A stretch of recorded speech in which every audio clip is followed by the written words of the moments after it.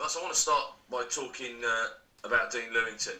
Um, the man is a machine. He's signed a new contract.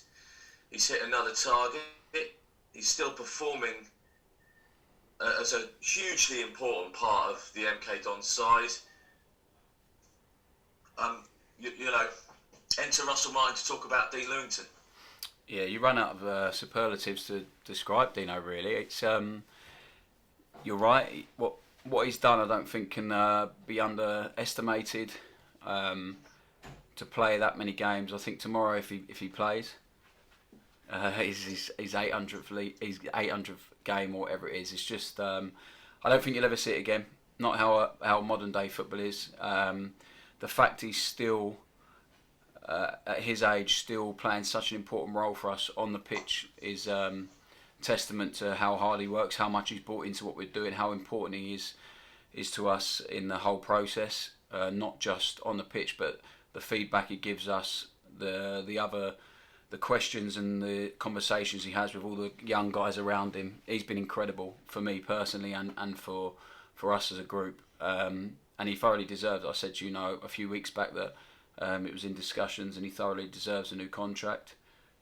Regardless of, this year I probably thought might be the year that he plays a bit less, if I'm honest. But as it's panned out with the season, how it's gone, we've needed him. We've needed him a hell of a lot, and he has been so consistent. He's been one of our top performers, there's no doubt about it. And with how hectic the schedule's been, so many games in such a short period, for him to keep going and keep performing how he does, and to not miss a day's training as well, when we give him the option all the time to have a day at home and recover. Don't know if it's because he wants to be in, or if he just wants to get away from two young kids and have a rest. This is more of a rest than being at home. But yeah, he's been amazing, and I'm delighted for him that he'll be staying with us for another year. And I'm sure he'll still, he'll still be adding a huge amount on the pitch. But also I'm sure we'll be looking to add to his responsibility and what he brings us off the pitch next season as well. So yeah, really, really pleased for him, really pleased for us, and I think what we need to plan for in the next however long, because he's still playing this well now. Who knows how long he can play for? But as a club, we need to decide how to celebrate him when he finishes, whenever that may be, and how we can look after him once his playing days are done. But hopefully that's still a while away. But that is something that everyone needs to really start planning for and discussing in the next year or two, because what he's done is incredible. It's absolutely incredible, and he deserves every accolade, every bit of recognition he gets from this football club and outside of football. I had a few messages yesterday to ask for his phone number, because people in football appreciate how difficult it is to play that many games. Hardly anyone gets to that many games, but to do it for one club is something else. You talked that, what he's doing on the pitch is evident, but you talked about the stuff that maybe goes on behind the scenes and how he's developing other players and helping other players.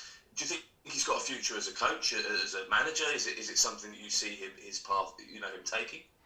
I think he's got a future at this club in whatever guise he wants to go down. Really, I don't think he's ever really considered it too much, because he's played all the time. I think he really buys into what we're doing. I think if you asked him a year or two ago, I'm not sure he would have wanted to go into coaching or management. I don't know how he feels about that now. You'd have to ask him. But from our point of view, in terms of the way he sees things, the analysis he really enjoys, looking at players. He's got unbelievable knowledge in terms of players. So recruitment and analysis is definitely an area where he'd be hugely valuable to anyone. And the coaching and managing is, I guess, down to him over the next few years, really, how much he wants to get experience on the grass, unless he... management, etc. the same. So, you can do your badges and get prepared that way.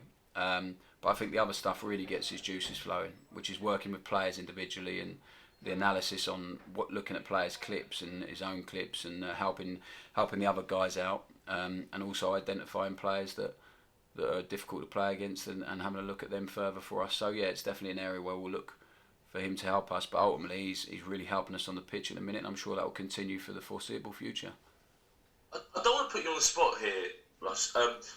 You talked about how we celebrate Louis, and I know this comes up every so often, and it's sometimes kind of treated as a bit of a joke, but should there be a statue outside of Stadium MK of Dean Lewington? I mean, it's just people laugh about it a bit because it's that statue, and I've even joked with Louis about it. But should there be? Should that be a way of celebrating? Should there be one of the stands named after? I don't know. I don't think people shouldn't underestimate what he's achieved. No, we can't. I think he's the only guy to ever wear the number 3 shirt for this club. So straight away, there's something really easy for us to do there. Is no one else ever wears it.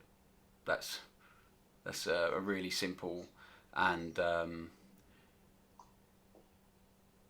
still not enough, probably, if I'm honest. But yeah, I think any of the above. You can name a stand, you can name have a statue, retire the number 3. The beauty of it is Dean does not care one bit. No, he could not care less. I think we've got his 600. He's had a framed 600 shirt here, 700 shirt that are still lying about in the offices down here. So he's not taking them home and put them on the wall or anything. And I'm sure if we give him an 800 shirt on Saturday, it'll be the same. It'll be left there. So yeah, I don't know what. I think it's something that needs to come into our conscious at some point, and something for everyone to discuss. Hopefully, he's still got a good couple of years left. You know how he's played this season, but at some point, he'll deserve one of, if not all of the things that you talk about, because it's just incredible. Yeah. Is it also part of your job at the moment to get other contracts signed with other players and tie up loose ends towards, you talked about focusing on this season and game by game getting better and developing and I think we all know, even in, you've said it and you've not said it, but I think we all know next season's the opportunity to really push on, and contracts are part of that, aren't they, Russ? Yeah, of course. We're preparing for next season, short term, medium term, long term. I think this season is about being improving and preparing for next season. I want to finish this season as strongly as possible, finish as high up as we possibly can, and build some momentum looking forward to next season. As I said before, we've got a lot of young players that are contracted and here with us that have really improved and will really benefit from this season's experience. So next season we'll really hopefully bear the fruits of this year's labour, and then we have to secure the guys that are really important to us. Dino is one of them. Obviously we've got guys here. Andrew Fisher got new contracts. He played well. We're in discussions now with David. We're hoping that Matti Sorinola engages in some form of discussion, or what his representatives do again. We haven't stopped trying on that one. So yeah, it's really important to us that the group is really exciting. It's really young moving forward, and I think everyone really wants to be part of it. So hopefully there'll be a few of them tied up very, very soon. And it's just, we need to recognise people, whether it's staff, whether it's players, it's people that really contribute to what we've got, and not worry about what other people think and how it's going to affect other people. If you've done your job and you've done it really well, then you deserve recognition in football, because very often it gets taken for granted and it gets left too late. But so we try and do it here in the right way, that helps us and helps the people that are doing the job, because the hardest thing is in football is to go out there on a Saturday and perform. There's no doubt about it, and to perform consistently well. So if you're doing that and you're really adding to the culture off the pitch as well, then you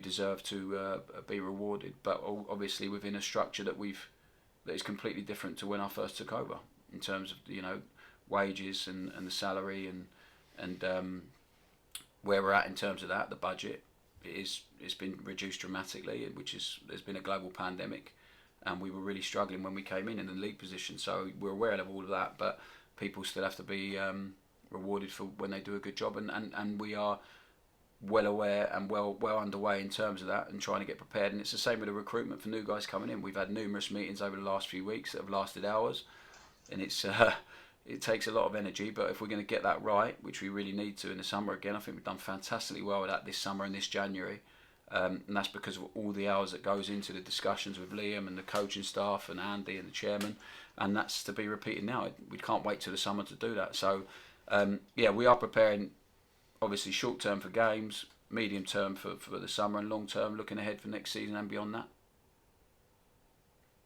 Presumably, you've already said it when it's come to certain players, and the players have said it themselves, that they had options to go to other football clubs, but the way that you approach the game, the way that MK Dons plays football, it is very attractive for those players, even though they could maybe go to a Championship club or maybe go to a club that's already pushing at the top of League One. Do you think that will be exactly the same going forward? You hope to be able to attract players to come here because of the way that you play. That will attract those players to come and play for MK Dons. I hope so. We're not going to attract them because we pay more than anyone else. I think maybe in past it's been the case, but we're certainly not going to attract them because of the finance involved.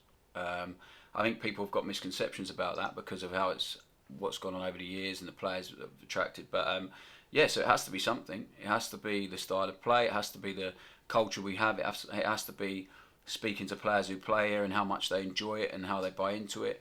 It has to be the vision of where we want to get to and how we're going to get there. So all of that, of course, comes into it. And it's why we were able to sign some of the players we did in the summer. It's why we were able to sign some of the players we did in January.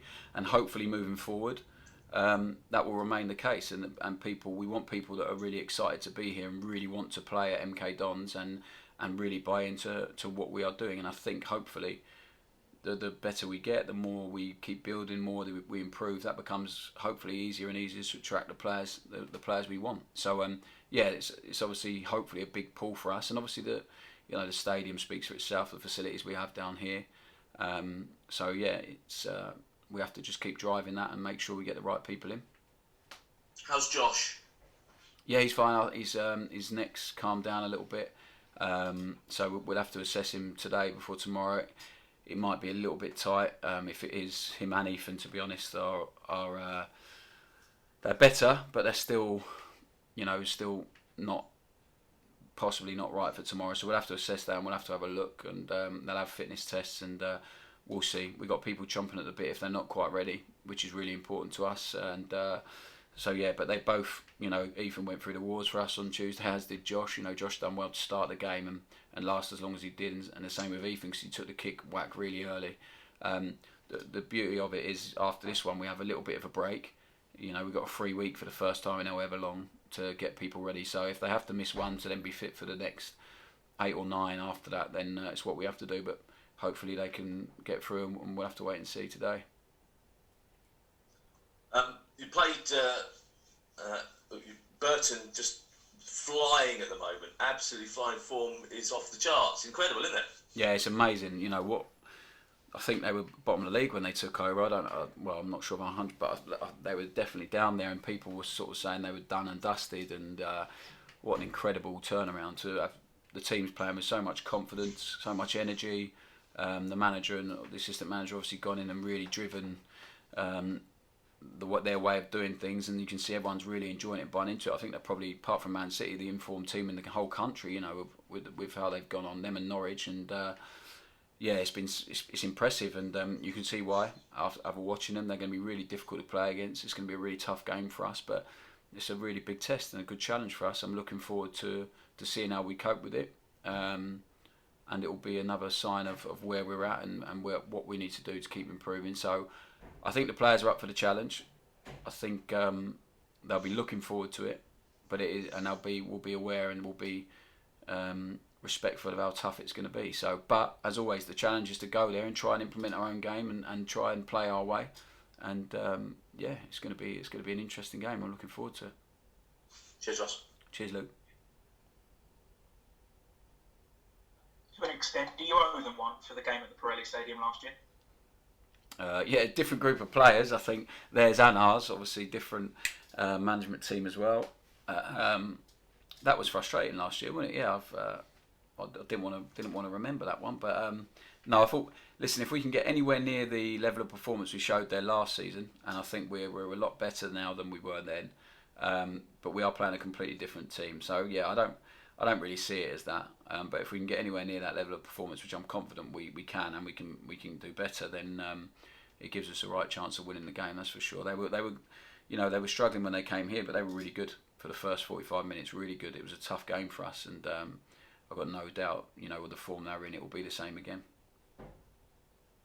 A player who I think probably doesn't get enough credit, certainly outside probably of your building, is Andrew Sturman at the moment. He's certainly showing that all the quality that kept him in the Premier League for such a long time. He just has an air of calm about your side, doesn't he? Yeah, what a footballer.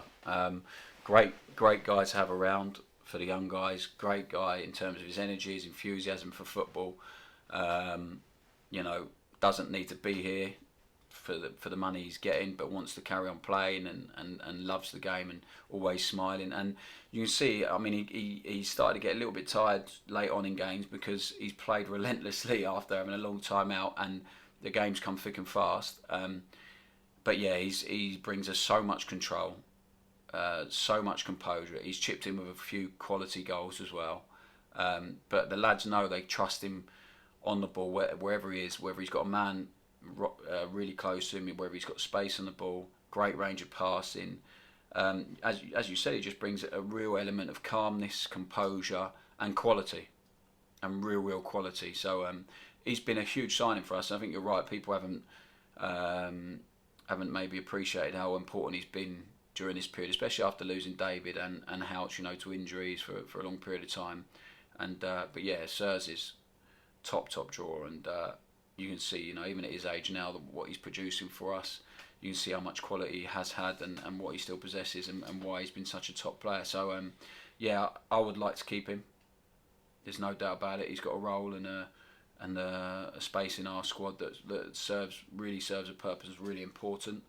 But we'll have to get to the end of the season, see how he feels, and then we'll discuss it then. But he's been excellent.